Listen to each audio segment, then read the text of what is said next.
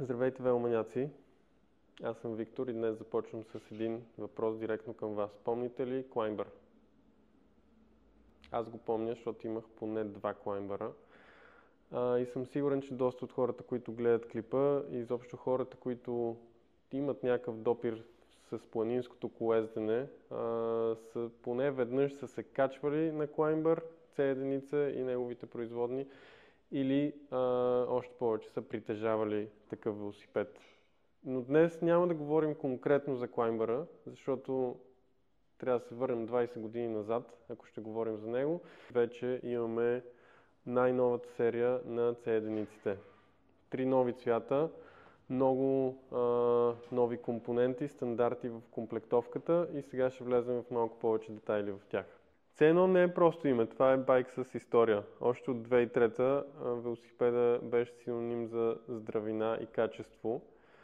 А пък днес, в новата генерация, сме добавили всичко, което един модерен велосипед се очаква да има. Освен 26-инчовите гуми, които са останали, може би като единственото нещо, което е същото с оригиналния Climber, рамката е алуминиева от 60-61 сплав, като подсилките са точно на местата, на които трябва да бъдат. Всички сме виждали снимките с боксери на C1-ците, което между другото унищожава гаранцията ви, но може да карате доста агресивно, може да поеме доста големи скокове, така че рамката е с модернизирана геометрия, подсилки на правилните места, за да бъде същевременно здрава и лека.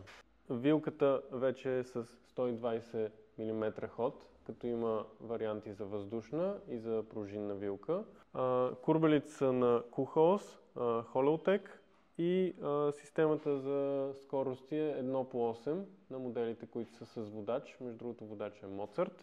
Хидравлични спирачки и кухи оси на предната вилка. Това е един дългоочакван апдейт на емблематичния модел C1, който може да намерите в магазините Dragzone, така че заповядайте да ги видите. Но каквото и да си говорим, колкото и приказки да ви разказвам за новата C1, сами знаете, че един велосипед е най-добре да бъде тестван. В този ред на мисли ще организираме тест райд на новите модели в ново открития Eleven Bike Park, близо до София, където има перфектни трасета точно за тази цел. Има пъмп-тракове, има дъртове и всичко. Така че много скоро очаквайте информация за това събитие и за новите C1-ци. А междувременно може да дойдете всеки един от магазините на Dragzone, за да ги видите. Така че нека да караме. Уау!